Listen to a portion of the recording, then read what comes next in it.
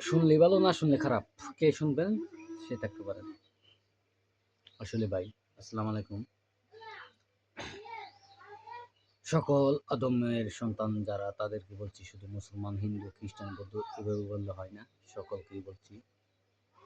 আসলে আমরা কি গরিব হয়েই কি জন্মেছি, না আমাদের স্বভাবে আমরা গরিব, না আমাদের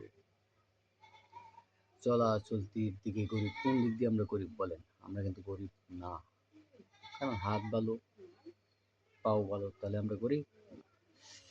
কিছু কিছু ক্ষেত্রে আপনি বোঝা যায় কোন গরিব বলেন।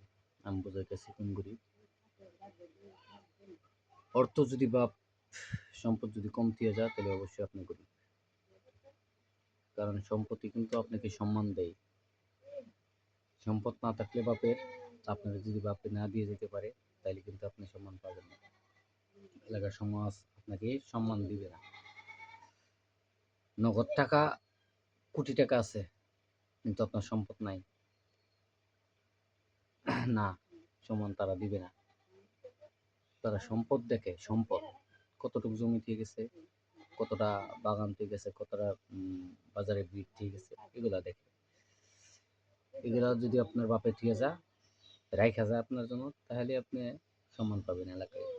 এলাকা বলবে আপনি ভালো বড়লোক, অথচ আপনার কাছে এই নগদ একটু কমে, তারপর সম্মান পেয়ে যাবে। আর আজকে আমি পকেটে 3,000, 2,000, 5,000 নিয়ে ঘুরি, কচু সম্মান পাবেন না।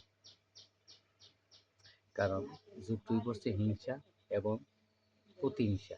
হিংসা একটা, প্রতিহিংসা একটা, দুইটা দুই রকম। কিন্তু প্রতিহিংসা বুঝছেন তো, প্রতিহিংসা যে করবে সে নিজে নিজেই মরবে। আর হিংসা যারা করে, দুইটা অপশন আছে হিংসার মধ্যে।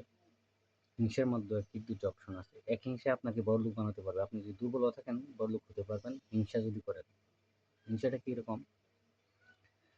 আপনার সাথে বন্ধু যদি দেখেন যে আপনার সমানে ছিল এক সময়, এখন হঠাৎ করে ও, হঠাৎ করে না, যে কোনো কষ্ট করে হোক, যেভাবে হোক, ও হঠাৎ করে বড়লোক হয়ে গেছে। বড়লোক হওয়া যাওয়ার পরে আপনাকে ইয়ার্কি মারে, অনেক জাতের মস্কারি করে, তখন কিন্তু আপনার একটা হিংসা লেগে যাবে। আরে হ্যাঁ, এইভাবে বড়লোক হয়েছে, আমি এই জায়গায় কেন? এটা একটা হিংসা, এটা ভালো হিংসা, এটা খারাপ হিংসা না। তখন ওরে ফলো করে কিন্তু আপনি অবশ্যই একটা কিছু করতে চাইবেন, করলে অবশ্যই সফলতা পাবেন।